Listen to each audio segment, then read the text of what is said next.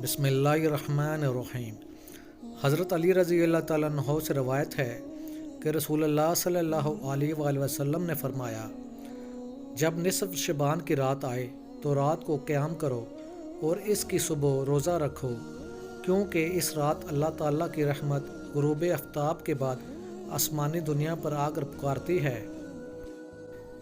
کوئی بخشش مانگنے والا، میں اس کو بخش دوں، ہے کوئی رزق کا طالب، میں اس کو رزق دوں، ہے کوئی بیمار جو شفا طلب کرے، میں اس کو شفا دوں، یہاں تک کہ فجر طلوع ہو جاتی ہے۔ شب برات کی شام مغرب کی نماز کے بعد 6 رکعت نماز اس طرح پڑھیں کہ ہر رکعت میں سورہ فاتحہ کے بعد 21 بار سورہ اخلاص یا 1 بار سورہ یاسین پڑھیں، اور اس نیت سے پہلے 2 نفل دراز عمر کے لیے، اگلے 2 نفل بلاؤں اور مصیبتوں کے لیے، اور تیسرے 2 نفل رزق میں برکت کے لیے پھر دعا کریں۔ شب برات کی رات 100 نفل اس طرح پڑھیں کہ سورہ فاتحہ کے بعد 10 بار سورہ اخلاص پڑھیں۔ اس کو پڑھنے والے پر اللہ تعالیٰ 70 دفعہ نگاہ کرم فرماتا ہے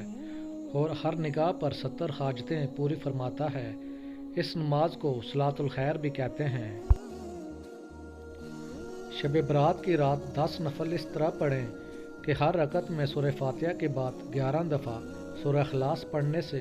گناہ معاف اور عمر میں برکت ہوتی ہے۔ رزق میں برکت کے لیے شب برات کی رات 2 نفل اس طرح پڑھیں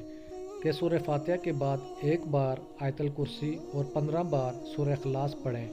اور سچے دل اور یقین کامل کے ساتھ دعا کریں تو ضرور رزق میں برکت ہوگی۔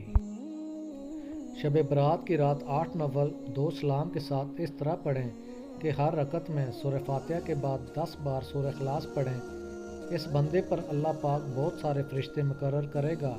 جو اس کو قبر کے عذاب سے بچنے اور جنت میں داخل ہونے کی بشارت سنائیں گے۔